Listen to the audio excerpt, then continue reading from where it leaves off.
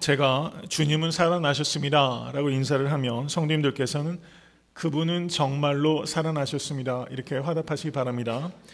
주님은 살아나셨습니다. 주님은 살아나셨습니다. 할렐루야. 어쩜 이렇게 잘하세요? 오늘 처음 해봤는데 너무 잘 맞네요. 주님은 정말로 살아나셨습니다. 1960년에 감리교에서 뛰어난 설교자로 명망이 높으셨던 W.E. 생스터 목사님이란 분이 부활주일 아침에 말이 나오지 않는 그런 당혹스러운 일을 목사님께서 겪으셨습니다. 그 일이 있은 후에 이 목사님께서 자신의 딸 마가렛에게 이런 편지를 쓰셨습니다.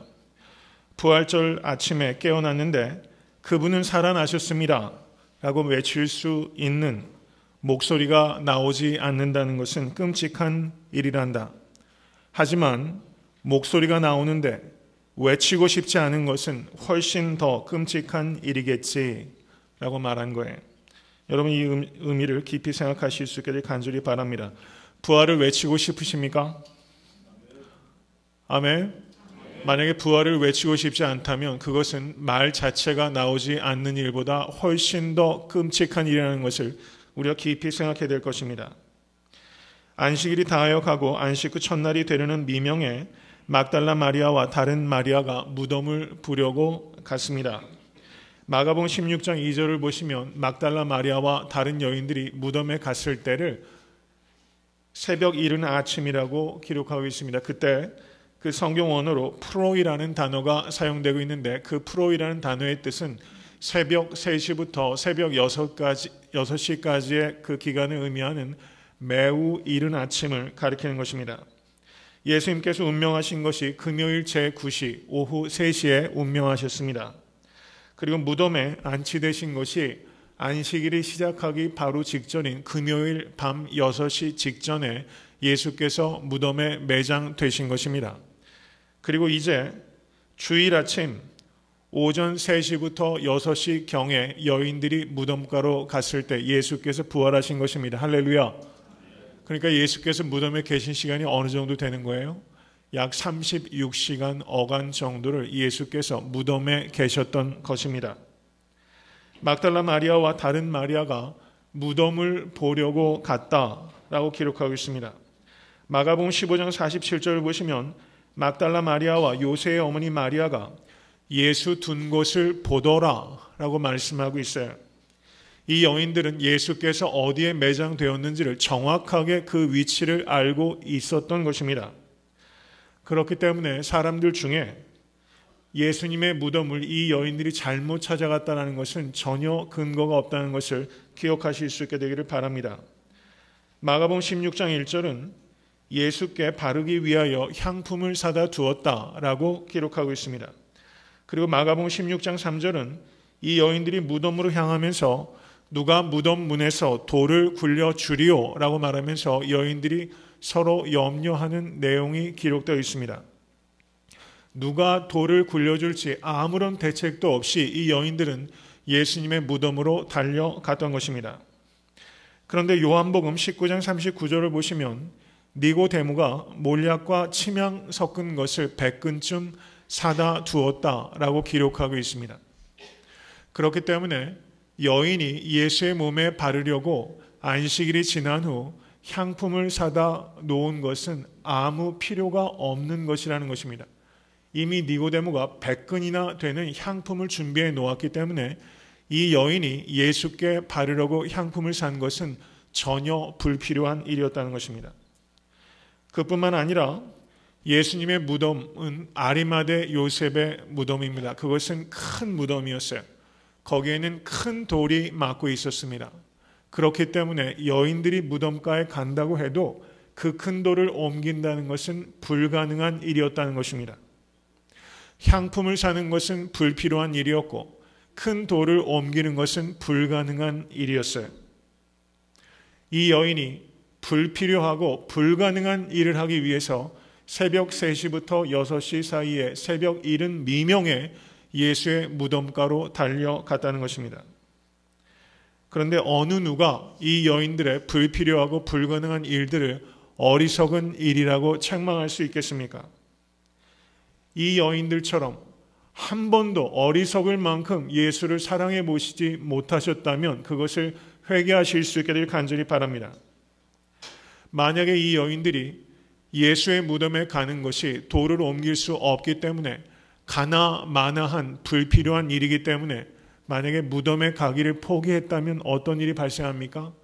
그들은 예수의 부활의 첫 번째 목격자가 될 수 없었고 예수의 부활의 첫 번째 증인도 될 수 없었을 것입니다. 기적을 수동적으로 기다리지 않는 성도 되실 수 있게 될 간절히 바랍니다. 모쪼록 여러분과 제가 예수를 어리석을 만큼 사랑하시는 성도 되실 수 있게 될 간절히 바랍니다. 어리석을 만큼 예수를 사랑하면 우리는 기적을 발견하게 될 것입니다. 예수님의 부활의 첫 번째 목격자가 막달라 마리아와 몇 명의 여인들이었습니다. 사복음서를 다 보시면 이때 예수의 무덤에 갔던 여인들의 이름들이 어떤 경우에는 빠져 있기도 하고 어떤 경우에는 포함되어 있기도 하고 그렇습니다. 그런데 사복음서에 모두 포함된 여인은 막달라 마리아 한 사람이었어요. 그런데 막달라 마리아가 어떤 사람입니까? 누가복음 8장 2절과 마가복음 16장 9절을 보시면 이 여인은 7 귀신이 들렸던 사람이었어요. 유대인 학자 가운데 라피데라는 저명한 학자가 있습니다. 이 사람이 쓴 책 중에 The Resurrection of Jesus라는 책이 있어요. 이 사람이 그 책에서 이렇게 말합니다. 예수의 부활이 후대에 순전히 꾸며낸 사실이라면 여자들을 부활의 결정적인 증인들로 삼는 것은 반드시 피했을 것이다 라고 유대인이 그것을 기록하고 있어요. 왜냐하면 여자들은 법정에서 증언을 해도 그것이 유효한 증언으로 채택이 되지 않기 때문입니다. 증인이 결코 될 수 없는 사람을 하나님께서는 예수 부활의 첫 번째 증인으로 세우신 것입니다. 믿으십니까? 더군다나 여자들 중에서도 7 귀신이 들렸던 실성한 여인을 부활의 첫 번째 증인으로 하나님께서 부르셨다는 사실입니다. 이것은 역설적으로 예수께서 부활하셨다는 사실이 후대에 만들어낸 가공의 이야기가 아니라 진짜 예수께서 부활하셨고 부활한 예수를 7 귀신 들렸던 막달라 마리아를 비롯한 여인들이 목격했기 때문입니다. 믿으십니까? 여러분 한번 생각해 보십시오. 만약에 부활하신 예수님께서 예루살렘 성전이나 산헤드린 공회나 빌라도의 관정이나 로마의 콜로세움과 같이 사람들이 항상 대다수의 군중들이 모여있는 곳에 부활의 주님께서 나타나셨다면 그것은 훨씬 효과적으로 부활을 증거할 수 있었을지도 모르겠어요. 우리들은 분명히 그렇게 생각하고도 남음이 있습니다. 광고 효과가 극대화될 수 있는 곳에 예수께서 부활하신 몸이 나타나신다면 부활이 훨씬 잘 증거될 것이다. 우리는 그렇게 생각하기가 쉽상해요. 그럼 여기에서 여러분과 저는 매우 진지한 질문을 하나 하게 되는 것입니다. 왜 예수께서는 유효한 증인도 될 수 없는 여인 그리고 7 귀신 들렸던 사람들이 제정신이 아니라고 말하는 그 여인에게 부활의 몸을 처음 나타내 보이셨을까? 여러분 이것은 생각하면 생각할수록 미스테리어스한 일이 아닐 수 없다는 것입니다. 예수님께서 탄생하셨을 때 첫 번째 목격자는 누구였습니까? 베들레헴 지경 밖에서 양을 치던 목자들이 예수의 성육신한 아기 예수를 처음 목격한 예배자들이었어요. 그들은 어떤 사람이었습니까? 제사 때 드릴 양을 키우기 위해서 자신들은 제사를 드릴 수 없었던 사람이에요. 예배 드릴 수 없었던 사람을 예수께서 이 땅에 성육신하고 오실 때 최초의 예배자로 그들을 부르셨다는 것을 감사하실 수 있게 될 간절히 축원합니다. 예수께서는 증인이 될 수 없는 여인을 최초의 증인으로 부르셨습니다. 할렐루야. 예배자가 될 수 없는 사람들을 최초의 예배자로 부르셨고 증인이 될 수 없는 사람을 최초의 증인으로 부르셨어요. 이것이 하나님의 방법이에요. 여러분 이런 하나님을 기뻐하실 수 있게 되기를 간절히 축원합니다. 이것은 하나님의 관심이 누구에게 있는지를 말씀하는 것이고, 그리고 하나님의 나라가 어떠한 나라이며 어떻게 확장되는 나라인지를 분명하게 우리에게 가르쳐주고 있는 말씀이라고 할 수 있습니다. 하나님의 나라는 지극히 작은 자를 통하여 선포되고 확장되는 나라입니다. 여기서 지극히 작은 자라는 것은 자신을 지극히 작은 자라고 여기는 겸손한 자라는 뜻입니다. 하나님의 나라는 큰 자를 통해서 확장되는 나라가 아니라 목자와 같이, 그리고 막달라 마리아와 같은 여인들을 통해서 선포되고 확장되는 나라라는 것을 반드시 기억하시는 여러분과 제가 될 수 있게 되길 간절히 바랍니다. 성도 여러분, 예수님께서 우리를 구원하시는 방법은 무엇입니까? 그것은 예수께서 십자가에 달려서 죽으시는 길이었어요. 십자가의 길은 좁고 더딘 길입니다. 부활의 소식도 예수께서 산헤드린 공회나 예루살렘 성전이나 빌라도의 관정이나 콜로세움 같은 곳에서 나타나시는 기적적인 큰 사건을 통해서 이 부활의 소식을 하나님께서 증거하시지 않으신다는 것을 기억하실 수 있게 되길 간절히 바랍니다. 하나님께서 부활의 소식을 증거하시는 방법은 지극히 작은 자 한 사람 한 사람의 변화된 삶을 통하여 하나님께서 부활을 증거하십니다. 2절의 말씀을 보시기 바랍니다. 여인이 무덤에 도착하였을 때 큰 지진이 났다라고 기록하고 있습니다. 여러분, 성경을 유심히 읽으시는 성도님이시라면 이 지진에 대한 기록이 사복음서에서 오직 마태복음에만 나타나고 있다는 것을 아마 감지하셨을 거예요. 이 지진은 국지적인 지진이었습니다. 팔레스타인의 골고다에 있었던, 그리고 예수께서 안치되어 있던 무덤 근처에 있었던 국지적인 지진이었어요. 그런데 이것을 큰 지진이라고 마태는 기록하고 있습니다. 이것은 이 지진이 물리적으로는 국지적인 지진이라고 할지라도 영적으로는 세상의 토대를 흔드는 큰 지진이라는 것을 마태는 우리에게 말씀하고 있다는 것입니다. 예수의 부활로 인해서 세상은 그 이전과 그 이후가 결코 같을 수 없다는 것을 믿으실 수 있기를 간절히 바랍니다. 이전 것은 지나갔으니 보라 새 것이 되었도다. 예수의 부활은 우주의 새로운 시작이라는 것을 볼 수 있게 되기를 간절히 바랍니다. 성도 여러분, 유대인들이 언제 예배를 드립니까?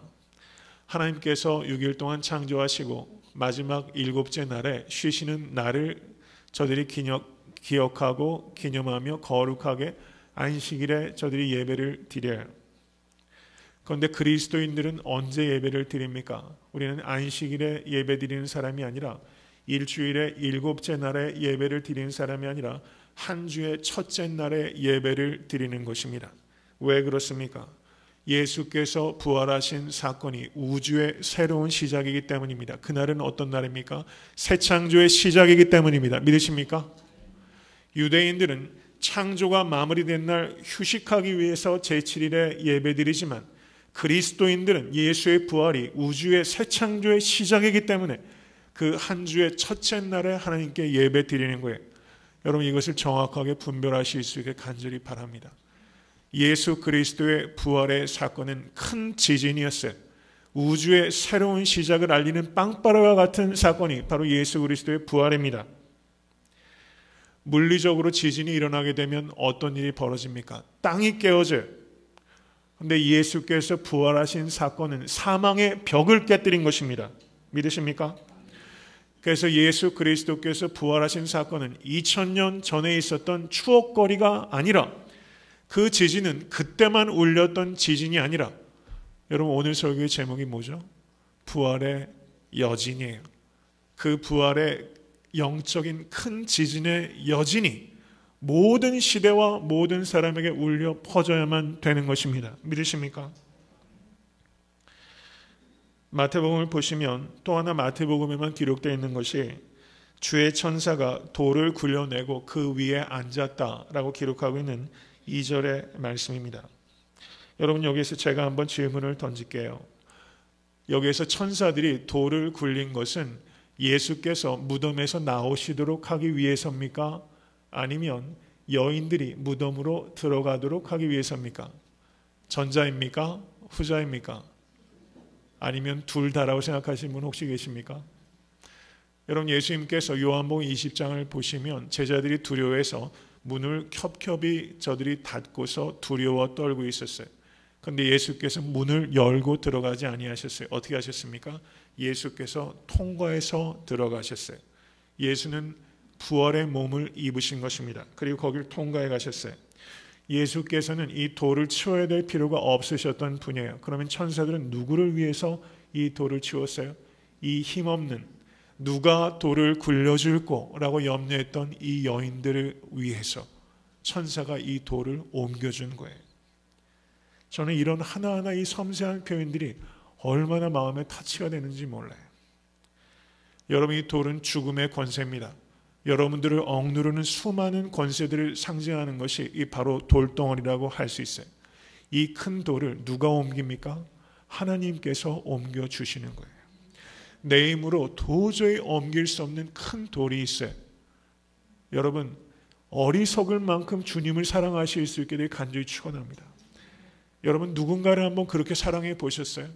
어리석을 만큼 누군가를 사랑해 보실 적이 있으십니까? 불필요하다고 이야기할 만큼 여러분, 그런 사랑 해보신 적 있으세요? 불가능하다고 이야기하는 그런 정도의 사랑을 누군가를 향해서 해본 적이 있으세요?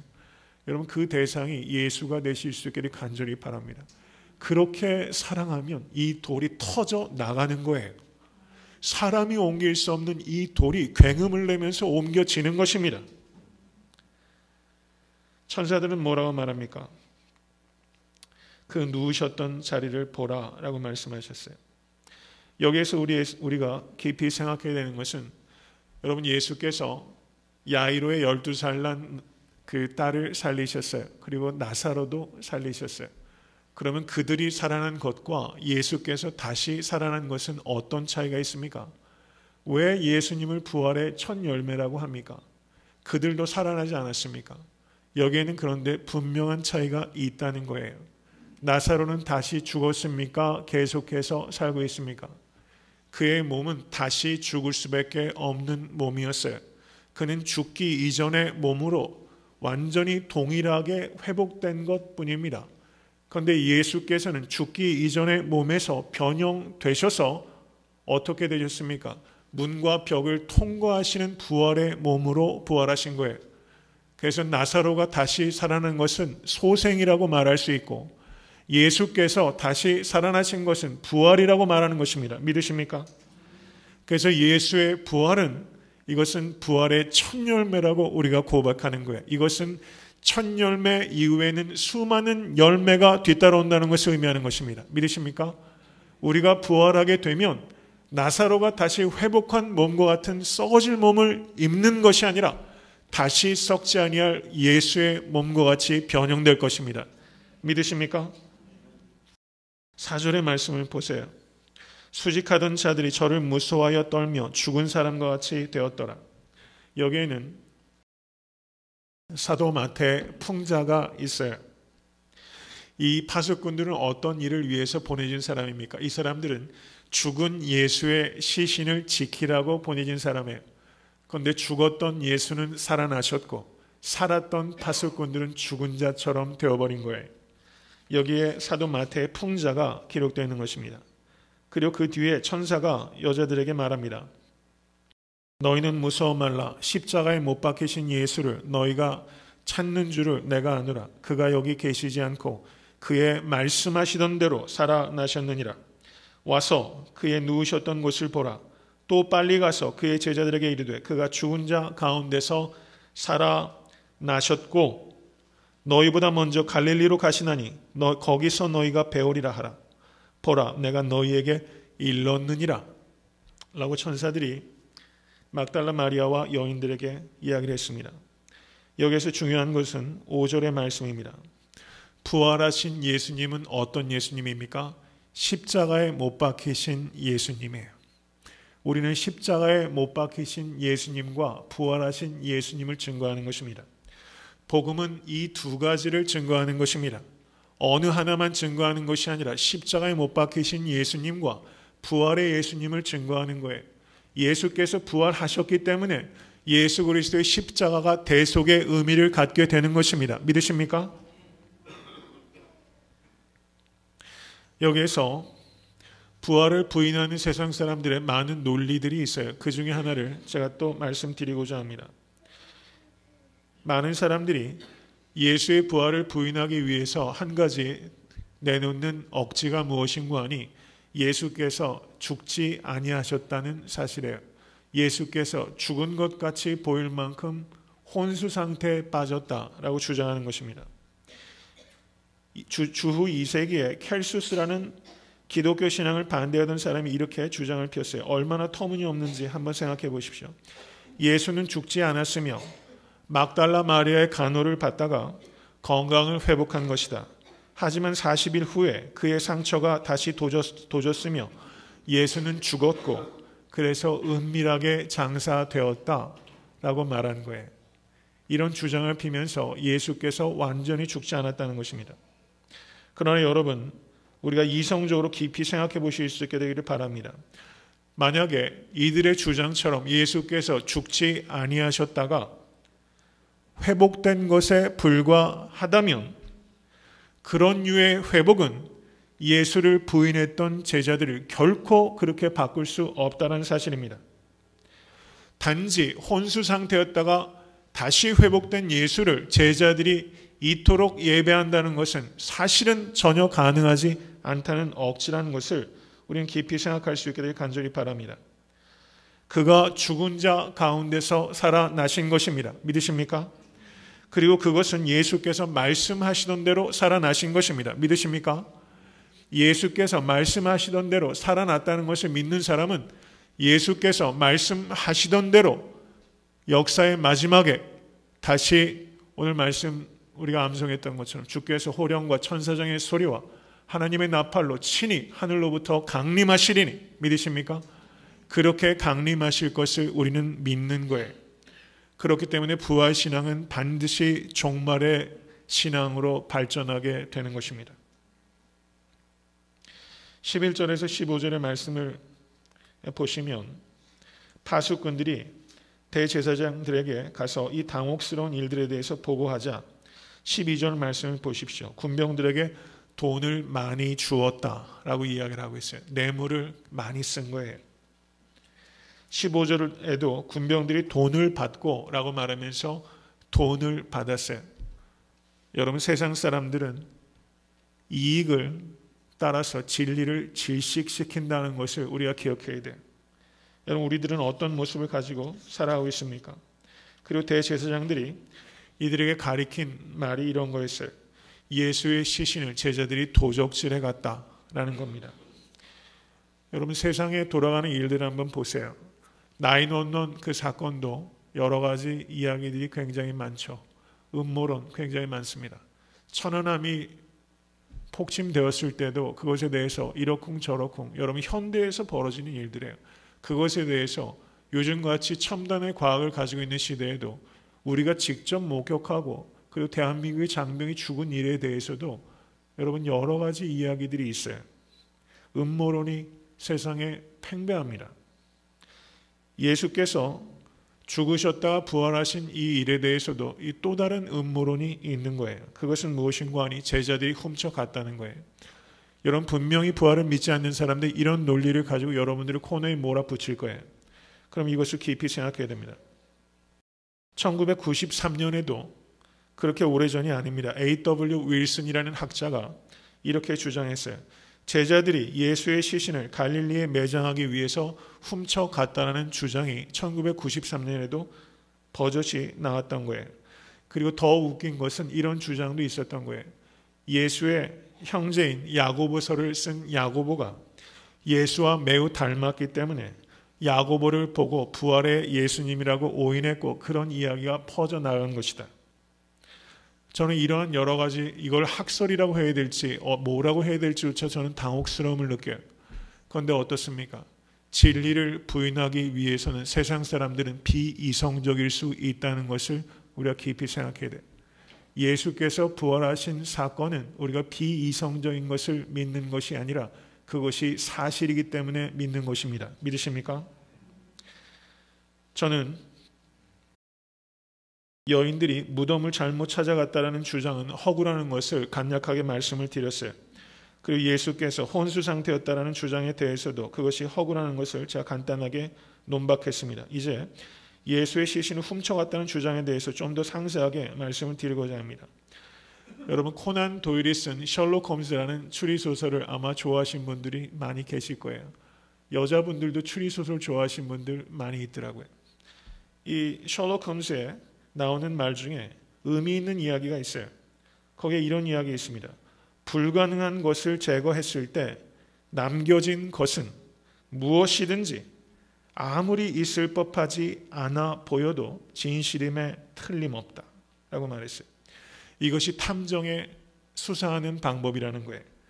불가능한 것을 하나하나씩 제거해 나가면 그 뒤에 남아있는 것이 있는데 그것이 아무리 있을 법하지 않아도 그것은 진실임에 틀림없다라는 것을 그 셜록 홈즈의 저가 수사하는 가장 중요한 원칙이었다는 거예요. 저는 예수의 시신을 훔쳐간 것이다라는 이 가설이 가지고 있는 이 불가능한 것을 다 제거해 놓고 나면 뭐가 남는지에 대해서 여러분께 말씀을 드리고자 하는 것입니다. 기독교는 이성을 사용하는 것을 두려워하는 종교가 아닙니다. 오히려 기독교는 이성을 사용하도록 적극적으로 권장해야 하는 종교입니다. 왜냐하면 성경의 말씀은 진리이고 사실이기 때문입니다. 믿으십니까? 부활을 반대하는 사람들을 한번 생각해 보십시오. 여러분 주변에 부활을 말도 안 된다고 이야기하는 사람들이 많이 계실 거예요. 그러면 그들이 이성을 사용하였기 때문에 부활을 부정하는가? 아니면 이성을 사용해 보지도 않고 부활을 부정하는가? 여러분 어느 쪽이 많다고 생각하세요? 이성적으로 저들이 깊이 탐구해서 부활을 부정하는 사람은 사실상은 거의 없어요. 세상의 학자들도 이성을 사용하지 않고 부활이라는 사실 자체를 저들이 부정하고 있다는 사실입니다. 증거를 면밀하게 검토해서 부활이 없다라고 그들이 주장하는 것이 아니라 증거 자체를 그들은 검토조차 하지 않고 부활을 부인하고 있다는 사실입니다. 혹시 이 자리에도 부활의 역사성을 부인하는 분이 계신지 모르겠습니다. 저는 여러분에게 만약에 부인하는 분이 계시다면 저는 이렇게 말씀드리고 싶어요. 생각 없이 믿지 마십시오. 부디 생각하십시오. 부디 깊이 부활의 증거를 생각하십시오. 열린 마음으로 깊이 생각하십시오. 편견 없이 예수의 부활을 묵상하십시오. 그러면 우리의 연약한 이성을 압도하고도 남을 객관적인 부활의 증거가 무수하게 많다는 것을 깨달으실 수 있게 될 것을 저는 확신합니다. 여러분 유명한 철학적 무신론자가 있었어요. 앤서니 플루라는 사람입니다. 이 사람이 죽은 것이 2010년에 죽었는데요. 이 사람이 2004년에 존재하는 신이라는 책을 남겼습니다. 그런데 이 책의 요지가 무엇인고 하니 경청하시기 바랍니다. 신의 부재는 입증할 수 없다라고 말했어요. 이 사람은 60년 동안 무신론적 철학을 세상에 갈파했던 사람이었어요. 그런데 저가 죽기 6년 전에 저 진솔하게 고백한 거예요. 신의 부재를 입증할 수 없다라고 말한 거예요. 여러분 세상 사람들이 믿는 사람들에게 그렇게 우리를 논박해요. 신이 존재한다는 것을 증명해 보라고 우리에게 말해요. 우린 증명할 수 있어요. 어떻게 증명하는지 아십니까? 논리적으로 증명하지 않아요. 우린 철학적으로 증명하지 않아요. 철학적 신존재 증명이라는 그런 것들이 중세 철학에도 많이 있었지만 여러분 성경은 예수의 하나님의 존재를 철학적으로 증명하라고 우리에게 말씀하지 않아요. 성경에서 하나님의 존재를 증명하는 방법으로 우리에게 주신 것은 우리의 변화된 삶으로 하나님의 존재를 증명하라는 것입니다. 믿으십니까? 하나님의 존재를 증명하라는 세상 사람들에게 우리는 거꾸로 되물을 수 있어요. 신의 부재를 증명해 보십시오.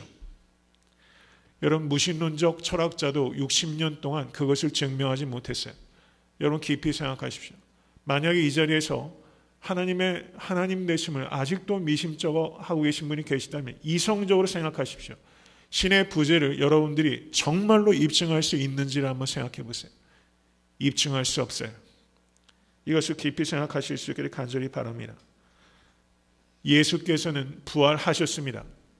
사람들이 믿던 안 믿던 예수께서는 부활하셨어요.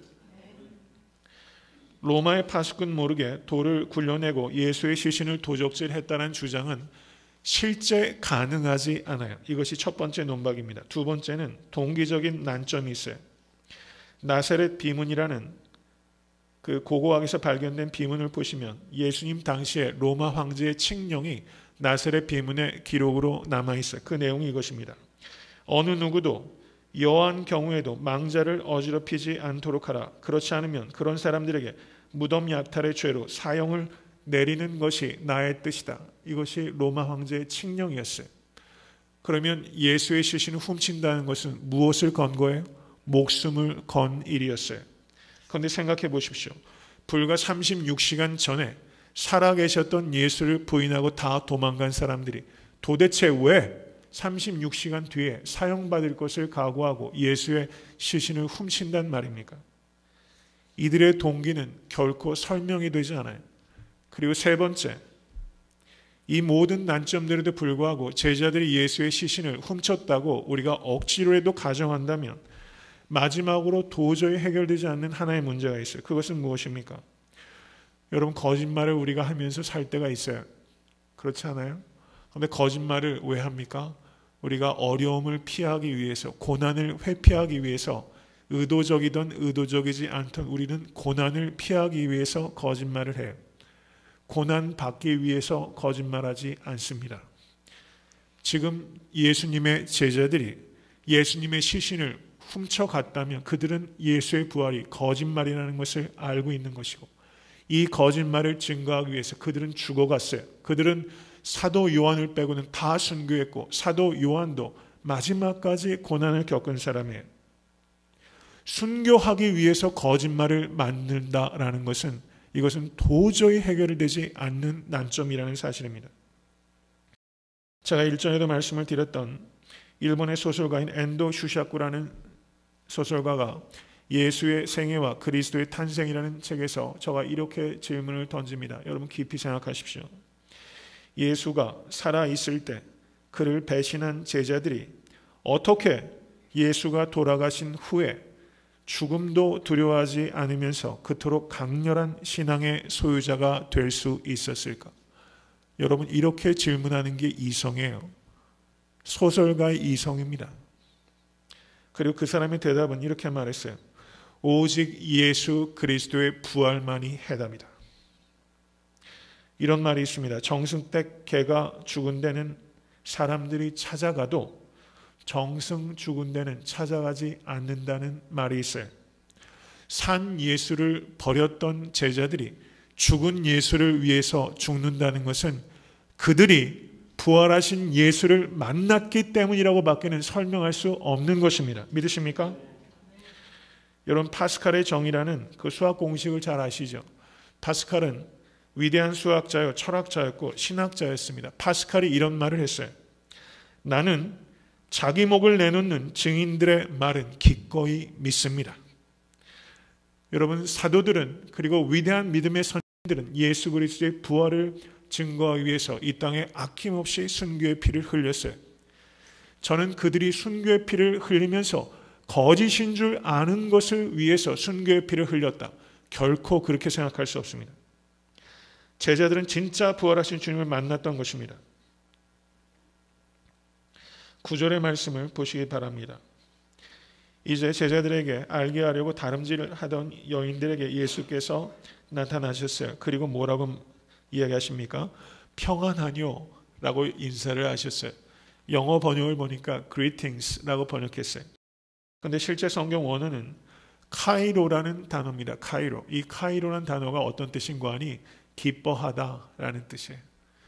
예수께서 부활하신 몸으로 막달라 마리아와 여인들에게 나타나셔서 기뻐하라 라고 인사하셨어요. 부활이야말로 우리가 진정 기뻐해야 될 이유라는 것을 기억하실 수 있기를 간절히 바랍니다. 부활은 2000년 전에 있었던 추억거리가 아니고 우리가 죽은 다음에 있게 될 미래의 전망만이 아닙니다.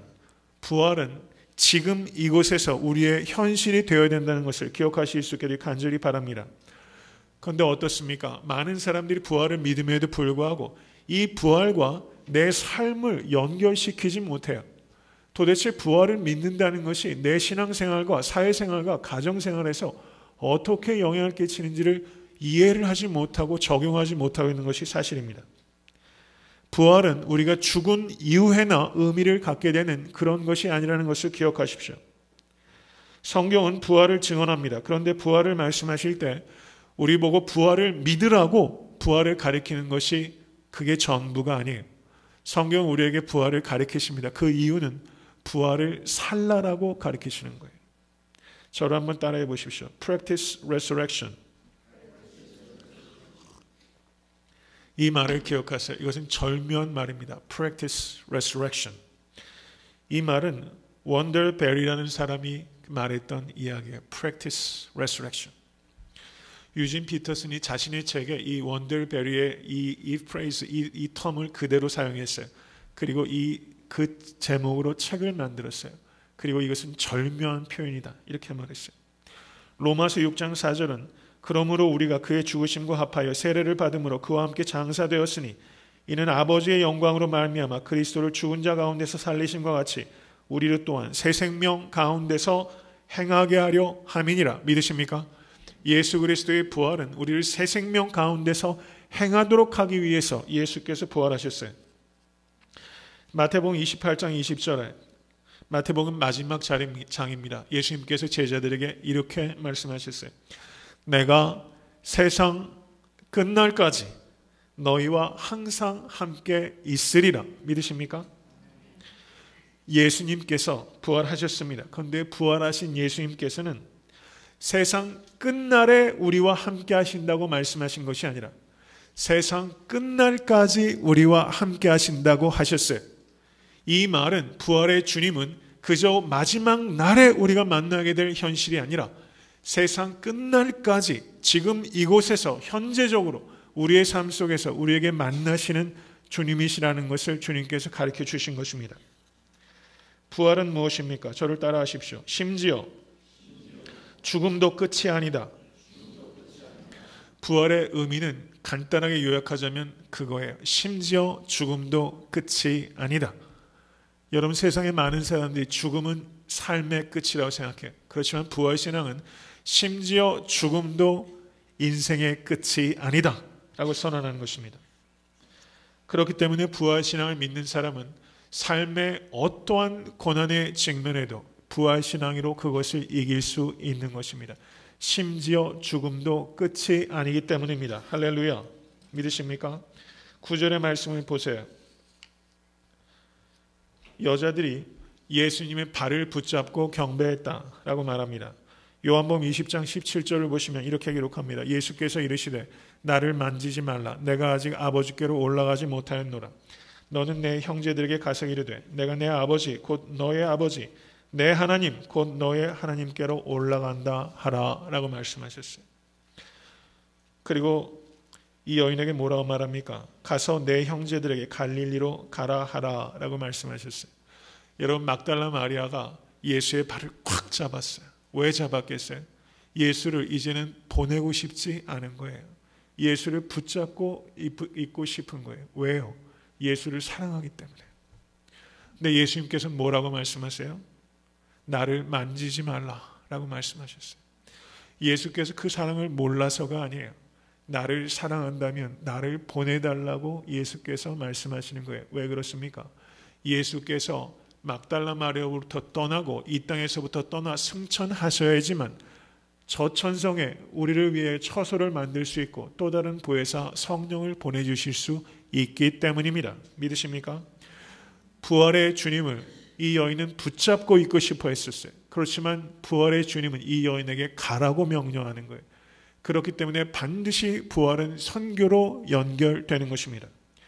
부활의 예수님을 진심으로 믿는 사람은 현실에 안주하는 사람이 아니라 미지의 곳으로 달려가는 사람이라는 것을 믿으실 수 있게 되길 간절히 축원합니다. 예수님께서 제자들을 뭐라고 말씀하세요? 10절의 말씀을 보세요. 내 형제들에게, 내 형제들은 누구예요? 예수를 부인하고 버렸던 제자들이에요. 그들을 예수께서 뭐라고 부르세요? 내 형제들아 라고 부르세요. 여러분 공간복음서를 다 한번 보세요. 예수님께서 제자들을 내 형제들하고 부른 적이 없어요. 그런데 지금 예수께서 제자들을 내 형제라고 처음 부르고 계세요. 친구라고 십자가에 달리시기 전에 이야기하셨어요. 요한복음을 보시면 이제 부활의 주님은 그것도 뛰어넘으셨어요. 뭐라고 말하셨어요? 내 형제들아. 요한복음 20장을 보시면 제가 조금 전에 읽었던 본문입니다. 내 아버지 곧 너의 아버지 내 하나님 곧 너의 하나님께로 올라간다 하라 라고 말씀하셨어요. 예수께서 부활하심으로 말미암아 예수님의 아버지가 우리의 아버지가 되셨습니다. 그렇기 때문에 우리는 예수의 형제가 된 것입니다. 믿으십니까? 여러분 이것이 얼마나 놀라운 일인지 생각하셔야 돼요. 로마서 8장 29절은 예수께서 부활하심으로 많은 형제 중에서 맏아들이 되셨다라고 말씀합니다. 부활은 기독교 복음의 핵심입니다. 교회는 부활의 공동체입니다. 그래서 우리는 예수와 형제가 된 것이고 그리고 부활의 예수님을 믿는 모든 성도들은 주 안에서 형제가 된 것입니다. 믿으십니까? 그리고 예수께서 어디로 가라고 말씀하세요? 갈릴리로 가라 라고 말씀하셨어요. 예수님의 제자들은 어디 출신입니까? 가룟 유다를 빼고는 모두 갈릴리 사람이에요. 그렇기 때문에 예수께서는 지금 갈릴리로 가라는 뜻은 너희들의 고향으로 가라. 이것은 다른 말로 하면 너희들의 삶의 자리로 돌아가라. 이렇게 예수께서 가르치신 거예요. 7절 말씀을 보십시오. 그가 죽은 자 가운데서 살아나셨고 너희보다 먼저 갈릴리로 가시나니 거기서 너희가 배우리라 라고 말씀하셨어요. 그리스도의 제자가 된다는 것은 어떤 의미입니까? 그것은 어떤 이데올로기를 믿게 됐다는 뜻이 아닙니다. 혹은 어떤 조직에 우리가 들어가게 되었다는 것을 의미하는 게 아니에요. 그리스도인의 제자가 된다는 것은 먼저 가신 예수를 따라간다는 뜻입니다. 예수께서 먼저 갈릴리로 가셨으며 우리는 그 길을 따라가는 것입니다. 믿으십니까? 우리는 예수를 따라가는 사람들이에요. 우리는 예수를 팔로우하는 사람입니다. 예수를 팔로우할 때 우리는 예수님과 펠로우십을 갖게 되는 것을 믿으실 수 있기를 간절히 바랍니다. 부활의 주님은 우리에게 말씀하세요. 부활의 주님을 어디에서 만나야 되는지를 말씀하고 계세요. 오늘은 부활절 아침이에요. 부활의 주님을 우리는 성전에서 만나고 있어요. 그렇지만 예수께서는 부활의 주님을 성전에서만 만나는 것으로는 충분하지 않다고 말씀하고 계시는 거예요. 너희가 부활의 주님을 만났느냐? 그러면 가라. 갈릴리로 가라. 예수께서 말씀하고 계시는 거예요. 이것을 신학적으로 찝찝 레븐, 삶의 자리라고 하는 거예요. 여러분 부활의 주님을 삶의 자리에서 만나실 수 있게 되기를 간절히 축원합니다. 말씀을 맺습니다. 인도의 최초의 원주민 기독교 감독이었던 아자리아라는 목사님이 계셨어요. 그분에게 한 원주민이 이렇게 질문을 했습니다. 감독님, 그리스도에 대해 한 번도 들어보지 못한 마을이 있다면 그곳에서 무엇을 전파하시겠습니까? 라고 아자리아 감독에게 물었어요. 그랬더니 이 아자리아 감독이 주저없이 말했어요. 아나스타시스, 부활. 우리가 예수를 믿지 않는 사람이나 마을에 가면 우리가 증거해야 되는 것은 단연코 부활입니다. 믿으십니까? 부활은 기독교 복음의 절정이에요. 부활이 없는 복음은 부활이라는 책의 마지막 챕터가 빠진 것이 아니라 부활이 없는 복음은 아예 복음 자체가 아니라는 것입니다. 믿으십니까? 그렇기 때문에 우리는 부활의 이 메시지를 부활절에만 증거하는 것이 아니라 사실상은 1년 12달 이 부활의 메시지를 직간접적으로 증거해야 되는 것이고 우리는 예수께서 살아나셨습니다는 찬송을 올려드려야 되는 것입니다. 여러분 부활의 주님에게 우리가 올려드려야 되는 최고의 태도가 뭔지 아세요? 그것은 송영하는 거예요. 부활의 주님을 노래하는 거예요. 여러분 부활의 주님을 노래하실 수 있길 간절히 바랍니다. 저는 성도님들의 삶이 부활의 노래가 되실 수 있게 될 간절히 축원해요. 여러분 노래라는 것이 말이죠. 여러분 20대 때 10대 아이돌 가수들이 부르는 노래와 한국의 나가수라는 프로도 있었잖아요. 연륜이 좀 쌓여서 40대 50대 넘어가는 가수의 노래는요 달라요. 이 가사를요 정말 그것을 씹어내요. 가사가 그들의 삶 속에 이게 이 가사인지 삶인지 어떤 게 어디까지인지 모를 정도로 이 가사가 그들의 삶 속에서 표현이 돼요. 여러분 부활의 노래는 여러분 시냇물이 노래를 할 때는 시냇물이 큰 돌을 만나게 되면 시냇물이 더 크게 더 맑은 소리로 노래를 하는 거예요. 부활의 노래는 우리의 삶에 문제가 없기 때문이 아니에요. 부활은 그것을 문제로 만들지 않는 것입니다. 그렇기 때문에 우리는 부활의 노래를 부르는 거예요. 말씀을 맺습니다. 성경이 부활을 우리에게 증거하라고 말씀하셨어요. 우리는 부활의 증인으로 소환된 사람입니다. 우리가 부활을 어떻게 증거합니까? 그것은 논리나 철학이나 과학으로 증거하라고 말씀하지 않아요. 어떻게 증명합니까? 부활의 주님을 만났다고밖에는 설명할 수 없는 나의 삶의 변화로 예수의 부활을 증거하라고 주님께서 우리에게 말씀하셨어요. 사도 바울의 삶을 생각해 보세요. 부활의 주님을 다메섹에서 만났다고밖에는 설명할 수 없는 변화가 그에게 있었어요. 저는 여러분과 저에게 그런 부활의 증거가 나타날 수 있게 되기를 주님의 이름으로 간절히 축원합니다.